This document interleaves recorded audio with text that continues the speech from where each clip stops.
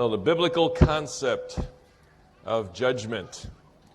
And the subtitle I have here is Getting Right with God. It's what the judgment is all about, but perhaps not judgment in quite the way we may have heard about it before. Let's begin at the beginning with law and order. You see, I think it's pretty hard to avoid the idea that the universe, as we know it, is based on law and order. Hope there aren't any quantum physicists here. But certainly, as we experience the universe, it seems orderly.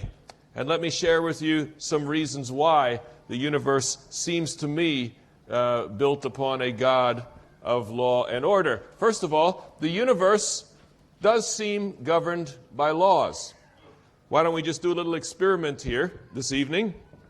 And I've tried this on the other end of the planet, and I think it works the same here too. And that is as follows. You have this yellow pen. You take this yellow pen. Now, if I let go of it, 90% of the time it goes down, doesn't it? At least. It reminds me of the golf course, where they say never leave your putt short because 90% of all short putts don't go in. Actually, of course, they never go in.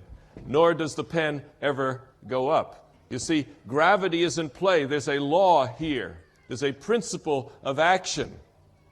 And it's consistent. And I'm glad that the universe is consistent. One of the other laws of the universe is friction. Friction means that when I push forward like this and push away from the platform, I can actually do that and take a step.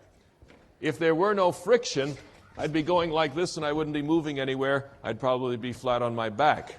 So I'm glad that the universe is governed by law. I'm glad that we can kind of count on certain things. After all, how would it feel if you get up tomorrow morning and you're on the ceiling of your room?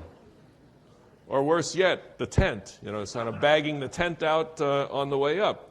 That's not very dependable, is it? I depend on waking up in my bed, not up on the ceiling. Don't you? That's a universe governed by law. It's dependable and it's deadly. If you go to that nice new tower in Auckland and decide to take a little step off the edge, you'll find that the dependable universe is dependable once more, and you will die. So law is deadly. It's inexorable. In other words, it will do what it does. The Bible is full of legal language. So not only do we know that the universe is governed by law in the things that we observe, but the Bible itself is full of legal language. And so we can get the impression that God himself makes the universe a certain way, describes it in a certain way. It's legal. But you know what? You and I are creatures of law and order as well. We like things to go certain ways, don't we? We have laws of our being that we choose to follow. And that makes us distinct from animals. Have you ever met a dog that stole a piece of meat, felt guilty about it, and returned it? I have not met such an animal. I have found that human beings are extremely concerned about law and order.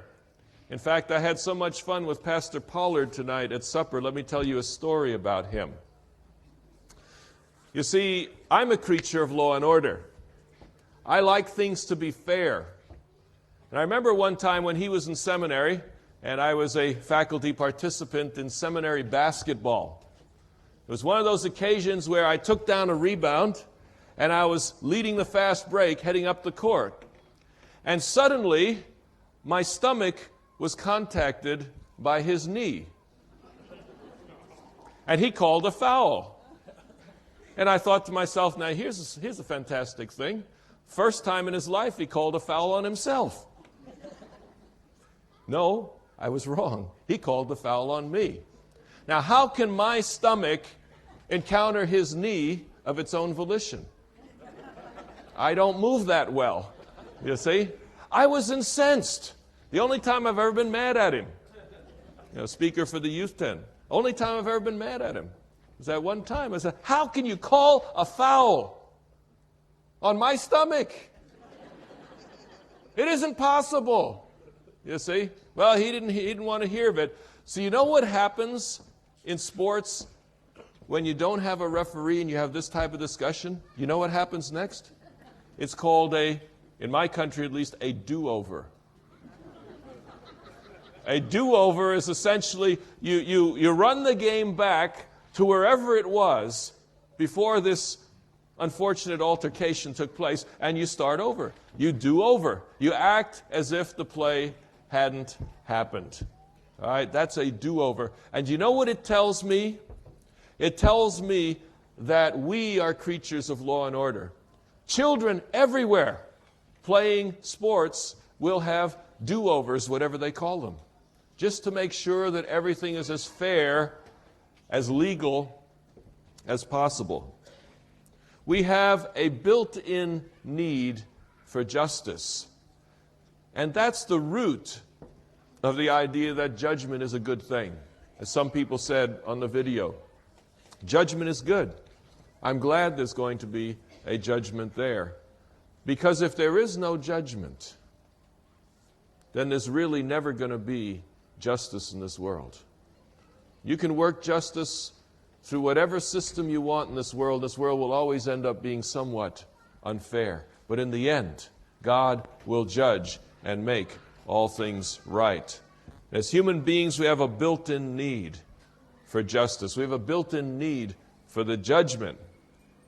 The problem comes when you or I have been unjust to somebody else.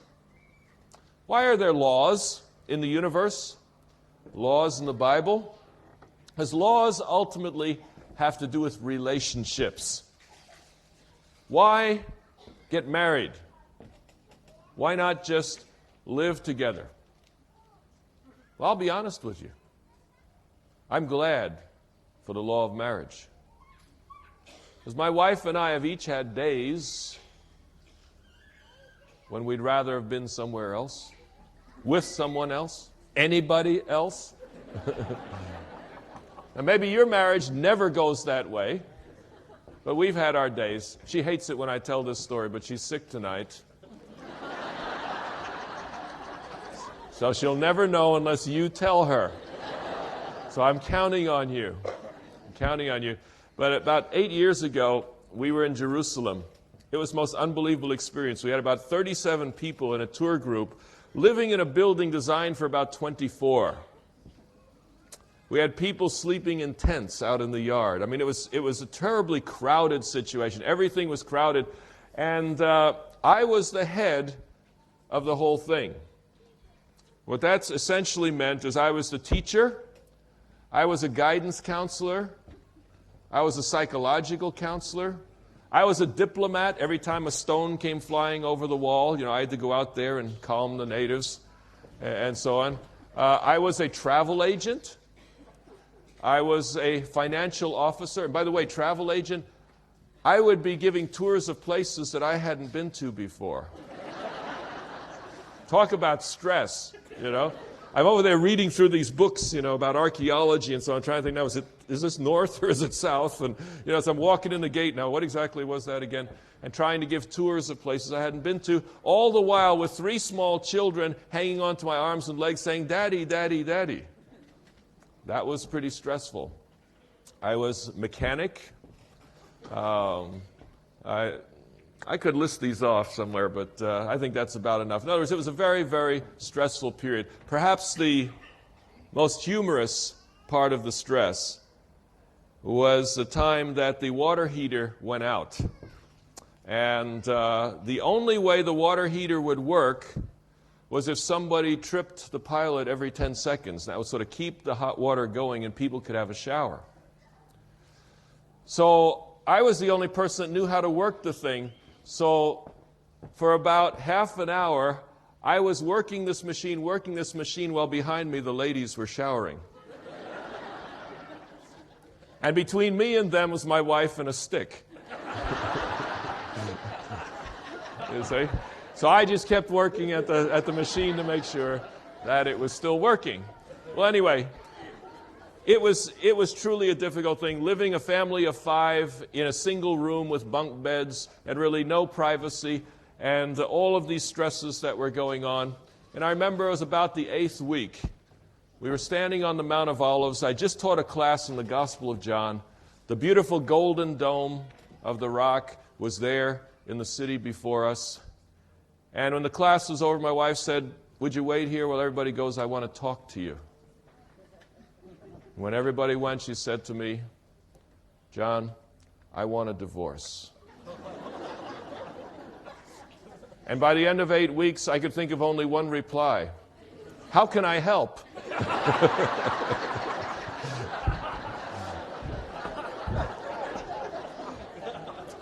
So I'll be honest with you, I'm very glad for the law of marriage. Because there are days like that, there are moments like that, and to know that you're committed for life, for better, for worse, and sometimes it does get worse, is something solid, something secure. See, law puts security into your life. It's about relationships. Law says if you want to be in relationship, here's how you relate to each other. Here are the things you want to do if you want to stay in love. Here are the things you want to do if you want to stay in relationship. And there are 3 basic types of relationship in the Old Testament. First of all, there's a relationship with God. And the Bible has laws or covenants related to how we relate to God. There are also relationships with others. And marriage is an example of one of those relationships where the law governs the way we relate to each other. The Old Testament also has a downward relationship where Adam and Eve had dominion over the earth and over the animals and over the fish of the sea and all these things. So law has to do with relationship. And laws are there to provide stability and security in relationship. Now, if we had a lot more time, we could spend time working through the Old Testament and seeing a bit how laws work there. But tonight, I want to focus particularly on the gospel. So let me summarize the 3 main expressions of law in the Old Testament. Just a quick summary. First is the word covenant. Covenant. In the ancient world, the term covenant basically was somewhat like we would call a contract. It's where 2 people would get together. They would enter into relationship of business, relationship of marriage, selling land or a house, things like that. That would be a covenant. And people would make agreements and they would write it down and witnesses would sign it and so forth. So covenants regulate relationships, provide security and so forth. Now, there were also covenants in the Old Testament between God and Israel. And in those covenants, God says, here are the things I will do for you, and so on. And here is the kind of response I am looking for. You know what's one of the most exciting things about the Old Testament covenant? Because God subjects himself to the covenant. You see, the gods of the ancient world were really unpredictable. They were a bit crazy. You know? And the gods of the ancient world might get up on the wrong side of the bed and kill 10,000 people just, for entertainment. But the God of Israel was different. The laws that he gave Israel, he subjected himself to. Deuteronomy 7 would be an example where God talks about keeping his own covenant. God chose Israel because he kept his covenant with Abraham. That's a fantastic concept. It means God doesn't ask anything of you he's not willing to do himself. Not only that, God is predictable because he himself tells us this is how I'm going to behave in every situation. You don't have to be confused about how God will behave in any situation. He himself was willing to subject himself. That's an amazing thing, that the God of the universe would subject himself to an earthly law that he set up for Israel. So the covenant regulates the relationships between people, between God and Israel and so forth, and provides security. Israel had a secure relationship with God because God himself made that possible. That is a second word that's important, and that's the word righteousness. Covenant regulates relationships. Righteousness is when you act in harmony with the covenant. A righteous act is an act in harmony with the covenant. The covenant says, this is how you're supposed to behave. You behave that way, it's a righteous act. If you're familiar with the writings of Ellen White, her definition of righteousness is what? Right doing. Right doing. That's a biblical definition of righteousness. Righteousness is doing whatever the law says. It is doing what the covenant says.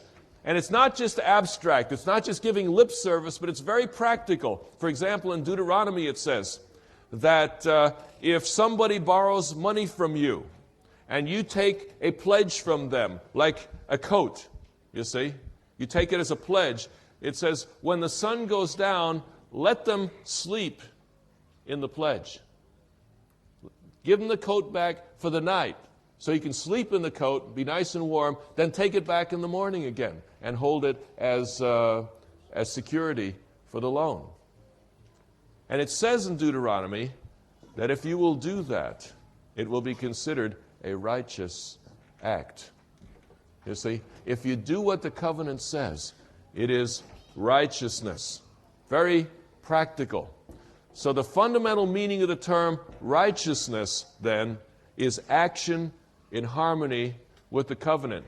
And by the way, God is often described in the Old Testament as being righteous. Why? Because God always acts in harmony with the covenant. Always. And so whenever God acts, it's a righteous act. He acts in harmony with the covenant. That brings us to the big word for the evening, judgment. Judgment is both positive and negative. See, judgment can be positive. It can say, you did all right. Or it can be negative and says, not like that. Judgment assesses behavior according to the covenant. When a person comes into judgment, the question is, are they righteous or are they not? Have they acted in harmony with the law or have they not? Positive judgment says, yes, you did the right thing, you're free. Negative judgment says, no, you did the wrong thing, you're in jail, executed, whatever. So judgment then assesses, has the right thing been done in this situation? And when the decision is made that the right thing has been done or the wrong thing has been done, then comes execution. Execution can be as simple as writing out a traffic ticket and exacting the payment. Execution. But execution is the final step of the judgment. It's carrying out what was decided, whether the person was righteous or was not. And that may seem a little bit heavy so far, but this is all for a purpose. Because if covenant is given in order to provide security for us, then we as Christians will find security in Jesus Christ when we understand His relationship to the covenant. And that's where we want to go right now. Legal language in the New Testament. Here's a decisive point. When you get to the New Testament, it uses exactly the same language. Covenant, righteousness, judgment. Same words as the Old Testament. In fact, it uses them in the same way. They have the same meanings. Righteousness in the New Testament is still right doing. Covenant is still about relationships. Judgment is still positive and negative in the New Testament. So what's the difference? What's the gospel all about? Because so far, everything I've said sounds like legalism, doesn't it? Sounds like do it or else. What's the difference? What's the decisive difference between Old Testament and New Testament understanding of these terms? What's the decisive difference that makes law into gospel? Let's take a look.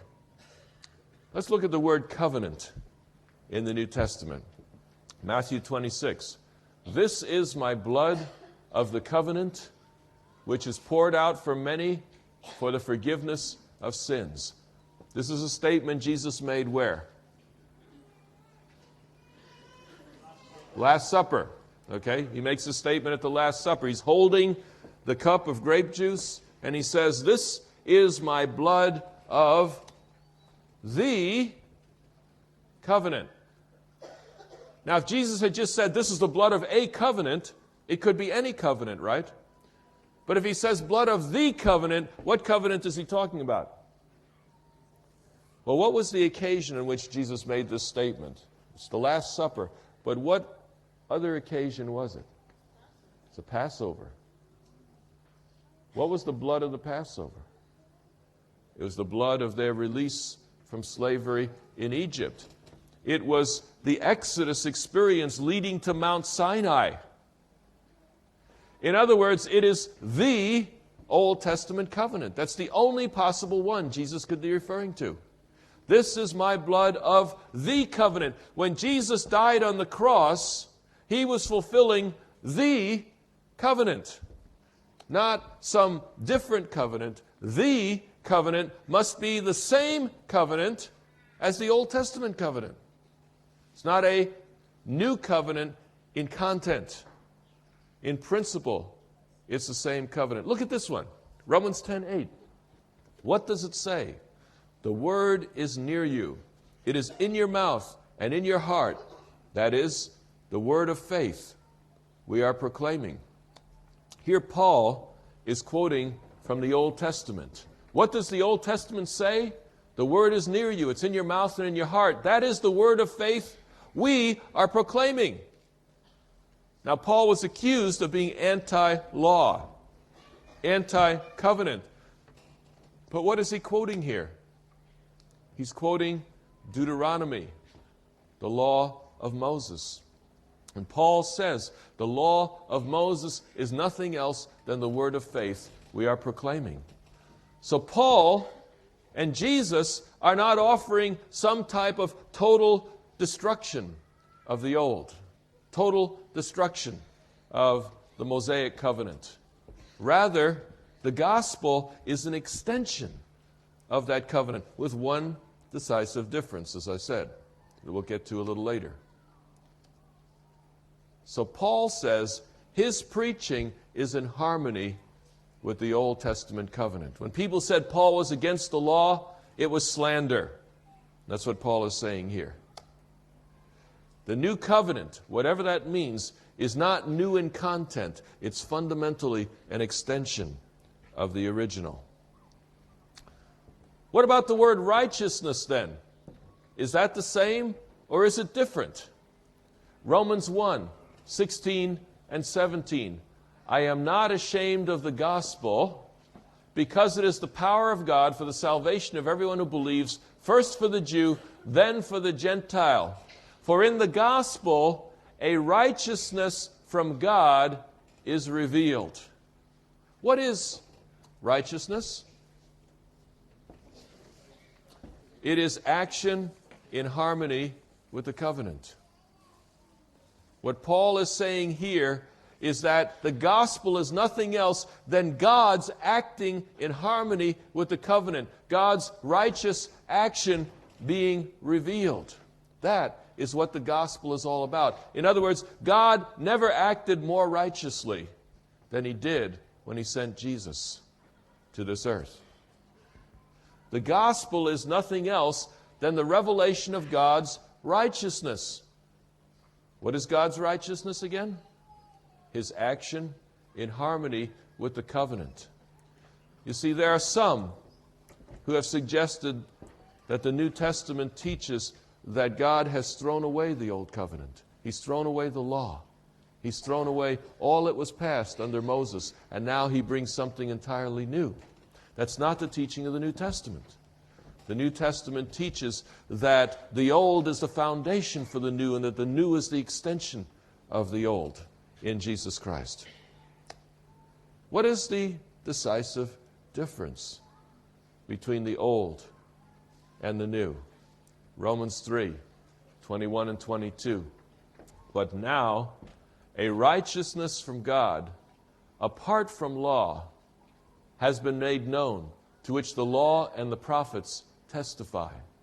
The righteousness from God, this righteousness from God comes through faith in Jesus Christ to all who believe. A righteousness from God. In other words, God's righteous covenant action. Righteousness from God is made known, how? Apart from law. Now I'm confused. I thought righteousness was action in harmony with the covenant. How then does it come apart from law? Let's go a little further. It comes through faith in Jesus Christ. Now this is the NIV. And the NIV is a fairly good translation, but it doesn't always get it right. The Greek does not say through faith in Jesus Christ. It is through faith of Jesus Christ. Now, the faith of Jesus Christ can mean two different things. The faith of Jesus Christ can mean faith in Jesus Christ, like is translated here. That's one possibility. The other possibility is the faith that Jesus himself had. The faith that Jesus exercised as a human being in response to God. And if you'll notice in this text that the righteousness comes through faith of Jesus Christ to all who believe. If you take it the way the NIV has it, you have a redundancy. Well, righteousness comes through faith in Jesus Christ in everybody who has faith in Jesus Christ. You see, what the text is actually saying is that the righteousness that came from God is what? The faithfulness of Jesus Christ. God's righteous action was manifested in 33 and a half years of perfect living. Jesus came to this earth and he completely obeyed the laws of God. He completely acted according to God's will. You know the text. John chapter 10, John chapter 14, and others, where Jesus says, I always do the will of my Father. I obey all of his commandments. Jesus came and he acted in harmony with the covenant. And in doing so, he revealed the righteousness of God. Now, what does it mean when it says apart from law? Simply this, that the righteousness that comes in Jesus Christ comes to you and me apart from our own obedience to that law. It is apart from law to you and me. But it is in harmony with law through the action of Jesus Christ. When God looks down on Jesus, he sees perfect behavior, perfect obedience in every sense of the term. Verse 26, God did it. Did what? Sent Jesus in righteousness to do what? Demonstrate his justice. Sorry, NIV. You do good, but sometimes you confuse the issue. That word justice is the same word as the word righteousness further up. You see what a difference that makes? God came. God did what? He sent Jesus. He sent him to the cross. The blood of Christ was shed. Why? Verse 26, to demonstrate God's righteousness. In other words, everything that happened on the cross is to show that God acts in perfect harmony with the covenant and never acts in any other way. The righteousness of Jesus Christ is nothing less than his perfect obedience to God's law in every detail of his life. Is righteousness still right doing? Yes, it is. The difference is that the right doing of the gospel is the right doing of Jesus Christ. That is the difference. So there's two realities in Romans here. First of all, the Christ event is a righteous act. It is doing right according to the covenant. Action in harmony with the covenant. Second, this righteous action comes to us apart from law. And so in Romans 4, for example, God says of Abraham that he justified the ungodly. I thought Abraham was a good guy. He was, relatively speaking. But in terms of God's righteousness, he was never good enough. Abraham was declared righteous by God, even though he was ungodly. He was right with God through God's declaration. God found a way to justify the ungodly and still be faithful to his covenant. Now, how does all this happen? That's where judgment comes in. The judgment is good news, because it is through the judgment that this comes to us. Salvation comes to us. God's judgment on Israel was exercised in the Christ event. In other words, when Jesus Christ hung on the cross, he represented all Israel. In fact, I'd go so far as to say the entire human race. Can we demonstrate that? Let's take a look at John chapter 12, verse 31. Jesus says, "Now is the time for judgment on this world. Now the prince of this world will be driven out. But I, when I am lifted up from the earth, will draw all men to myself." Now, let's take a closer look at this passage. Sometimes Adventists have given the impression that judgment occurs only when? At the end of time. What came out of the mouth of Jesus? When was the judgment of the world? Now, he says. Now, when he is about to go to the cross. Now is the judgment of this world. Now the prince of this world will be cast out. But I, when I am lifted up from the earth, will draw all men to myself. In some sense, the cross was the judgment of the entire world. Are you part of the world? So am I. We were all judged at the cross. In what sense? Let's take a look. Christ represented the whole human race. That's the only way to make sense of this. In some sense, in the flesh of Jesus Christ, the entire human race stood before the judgment seat of God. Let's take a look at a couple other texts. The cross was God's end-time judgment on the whole human race.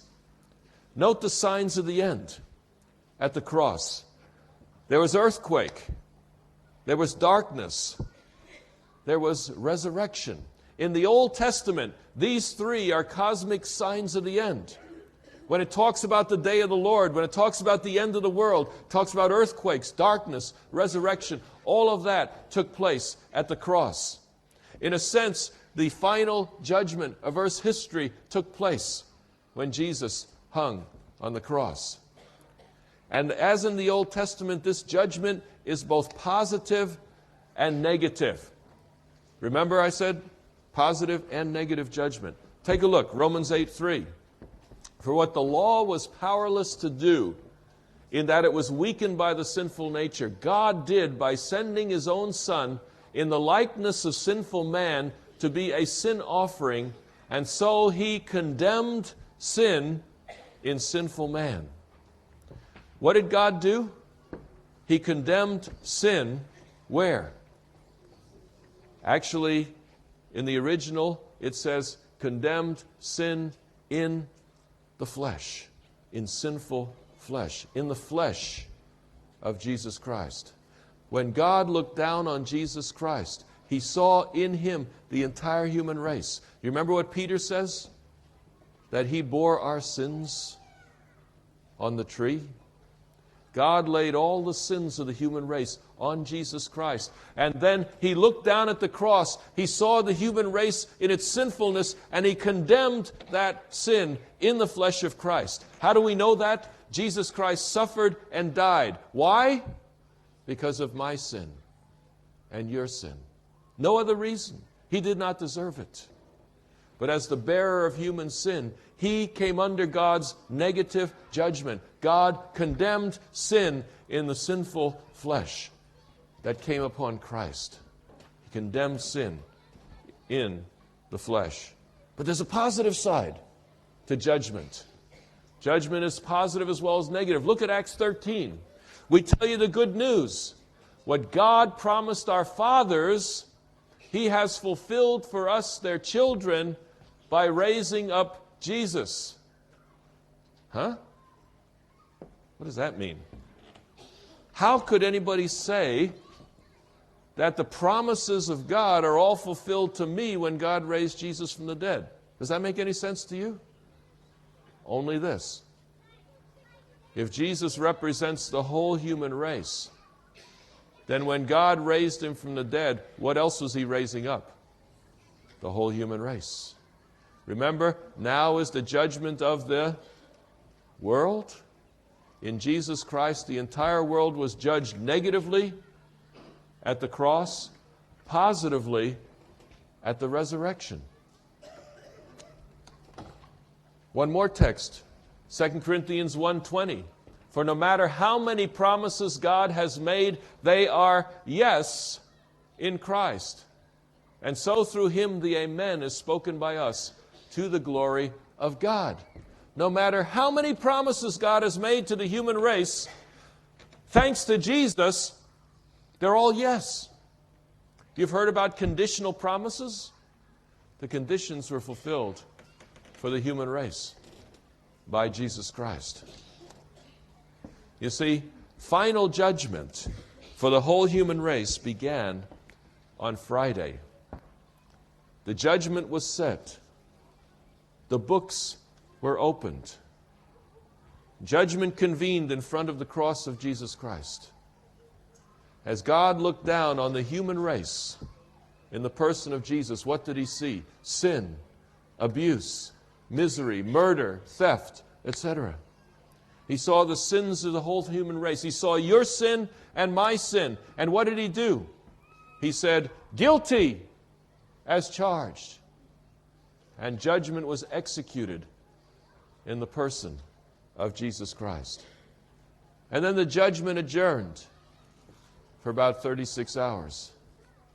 And it reconvened on the first day of the week. And God looked down upon Jesus Christ once more.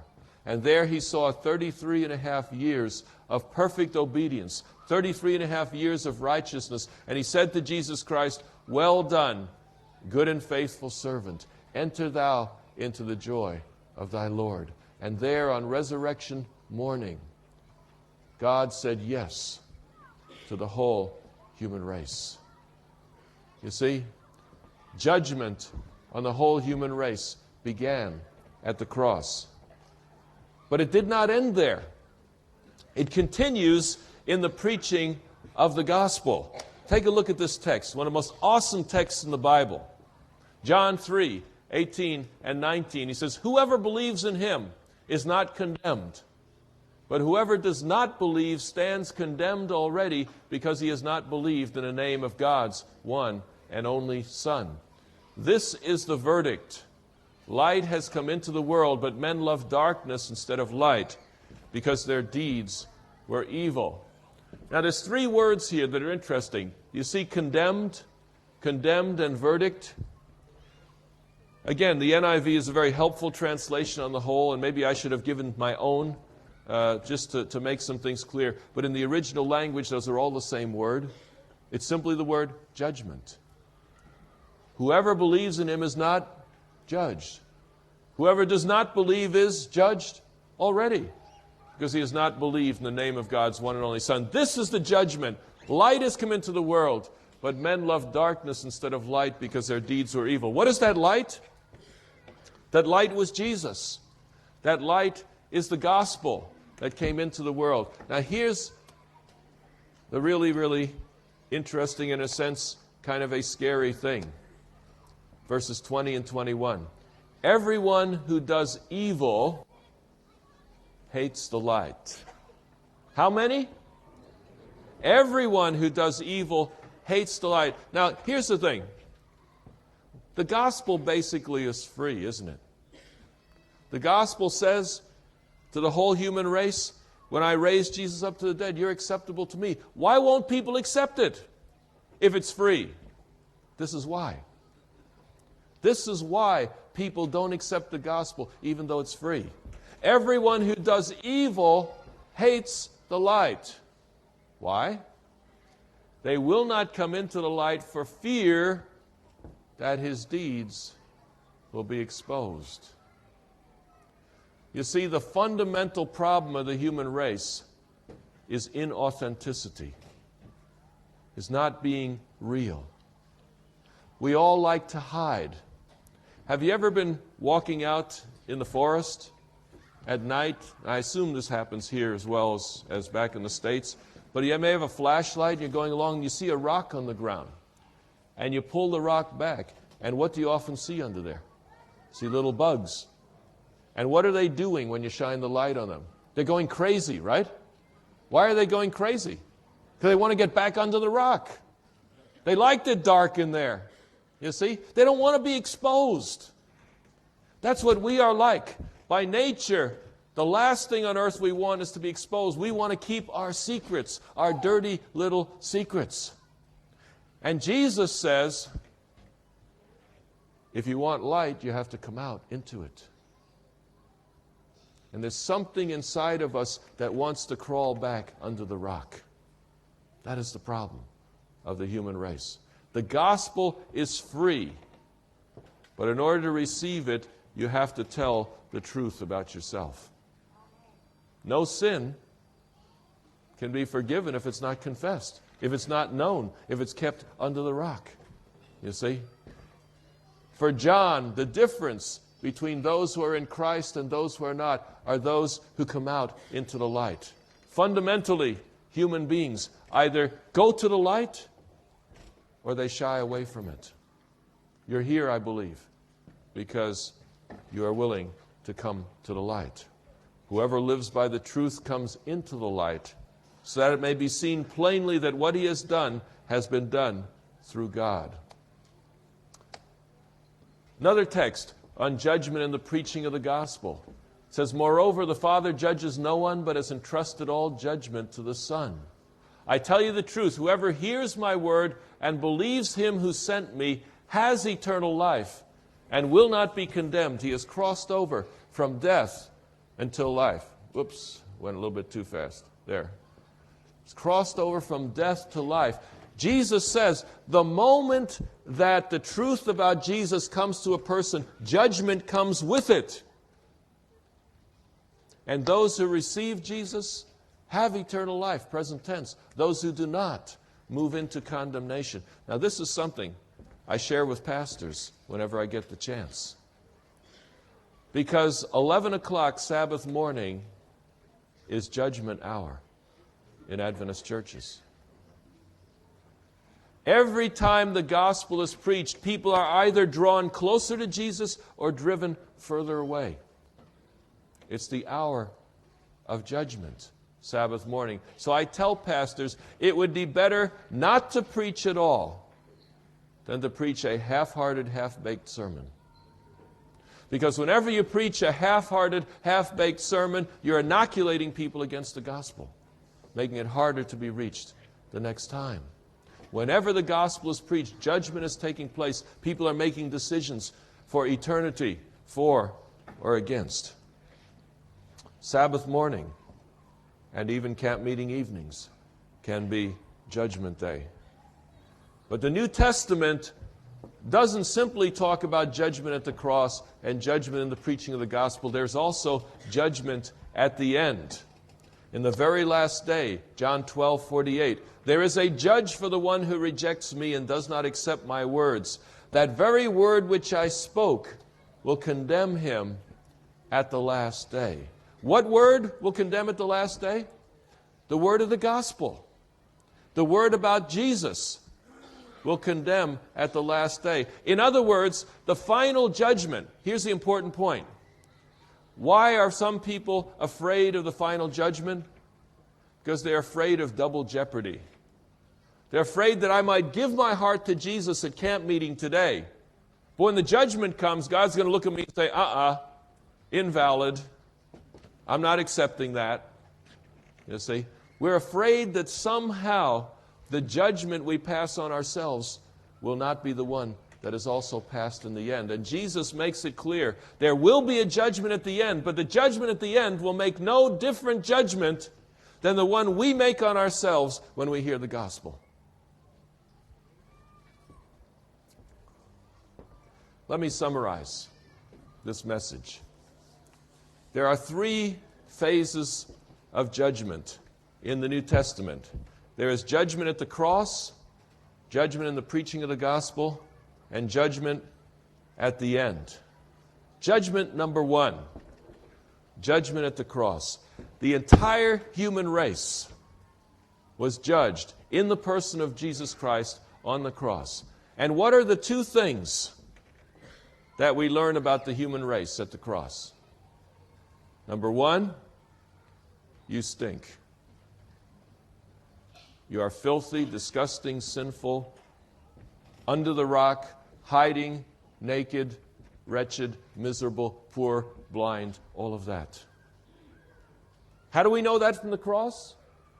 By the consequences that were poured out on Jesus Christ in our behalf. At the cross, God judged the whole human race negatively on account of its sin. On the cross, all of our sin was placed upon Christ, and all of our judgment fell upon Him.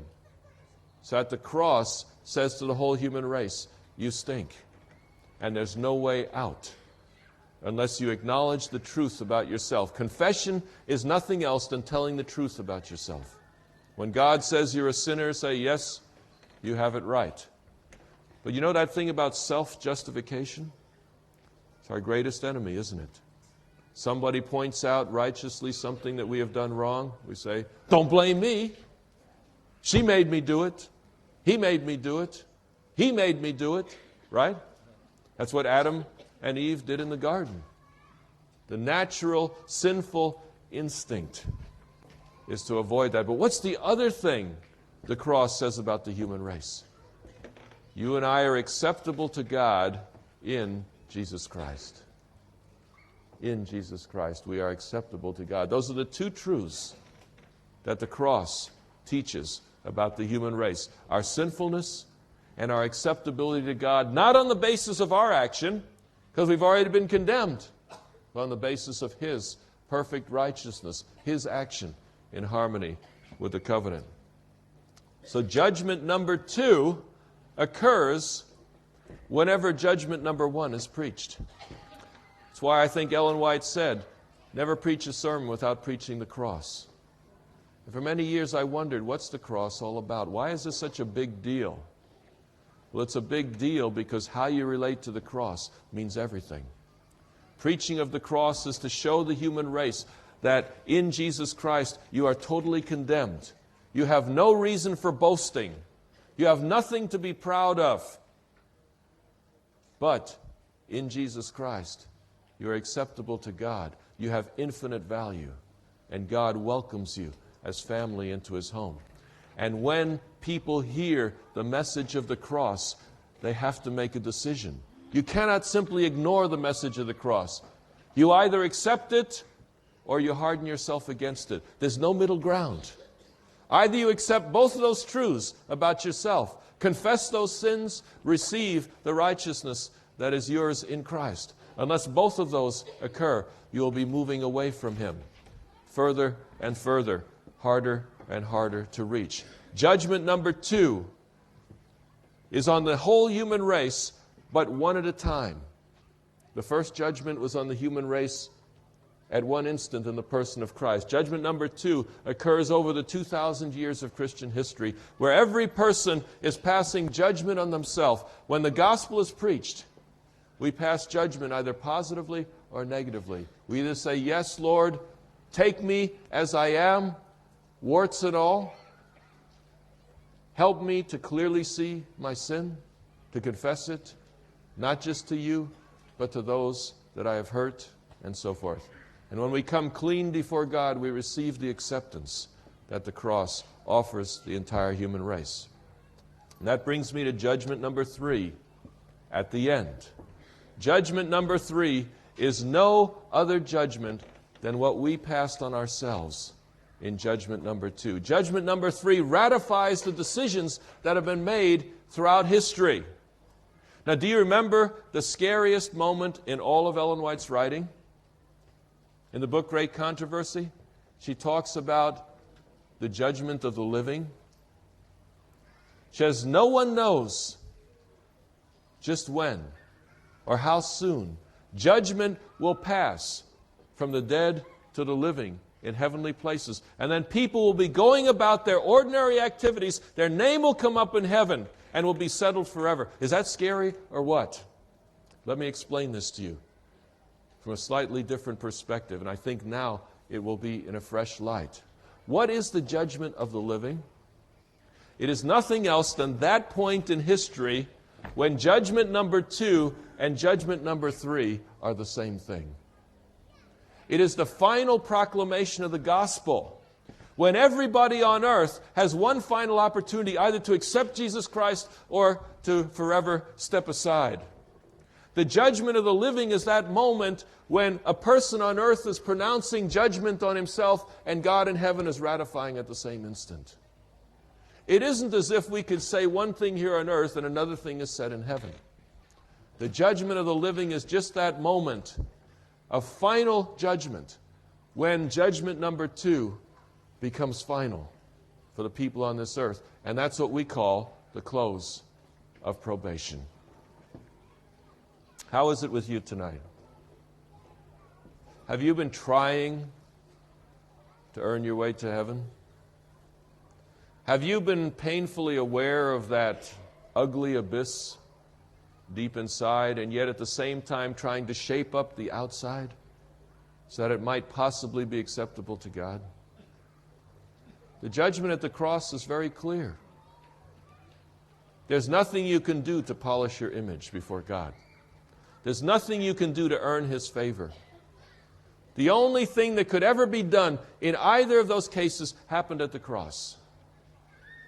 And because of that, the gospel is God's free gift to you, to accept Jesus Christ. The peril is this, though. If you receive the gospel, you must also become real. You must come clean. You must say, Lord, I want the truth about myself, no matter what the cost. That's a whole other subject for another time. But tonight, I just want to leave you with this idea. The cross is nothing to fear.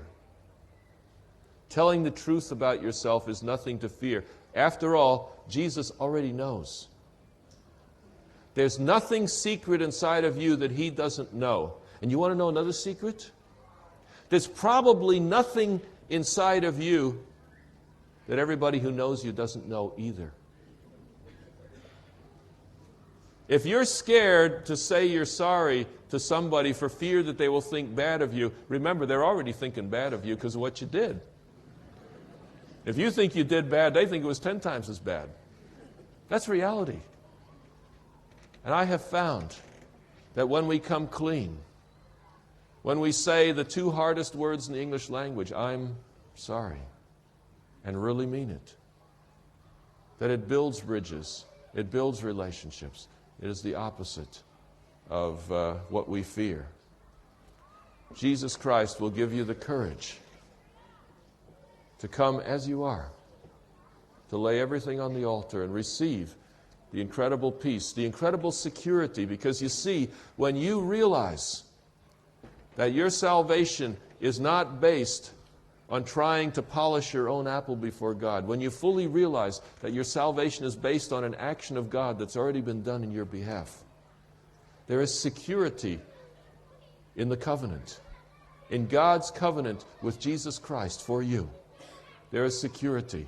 You can know that you're right with God. In the words of Ellen White, you need not remain a moment longer unsaved. If she could say that, then there is no sin, no background, nothing that you could possibly do to shift in one moment, is there?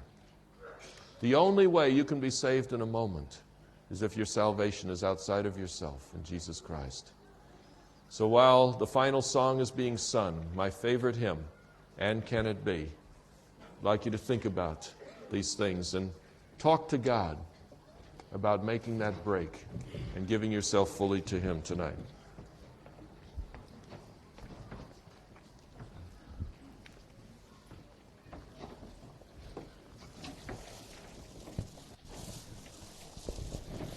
Church, I wonder if I can invite you to stand as we sing our hymn.